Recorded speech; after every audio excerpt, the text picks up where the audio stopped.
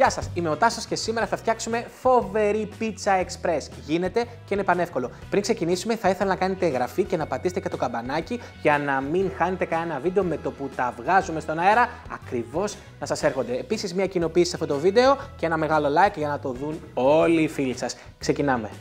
Για την πίτσα express θα χρησιμοποιήσουμε ψωμί για τόστ. Τοποθετούμε τις φέτες ψωμιού τη μία δίπλα στην άλλη μέσα σε πυρήμαχο σκεύος. Τις περιχύνουμε με παρθένο ελαιόλαδο. Ώρα να προσθέσουμε κέτσαπ στην πίτσα express. Θα χρειαστούμε περίπου μια κουταλιά του γλυκού για κάθε φέτα ψωμιού. Με ένα κουτάλι απλώνουμε την κέτσαπ σε όλες τις φέτες. Πασπαλίζουμε με φρεσκοτριμμένο πιπέρι.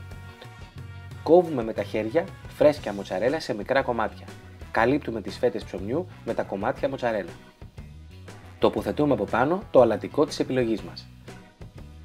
Πασπαλίζουμε με ψιλοκομμένη πράσινη πιπεριά για επιπλέον πόντους γεύσης.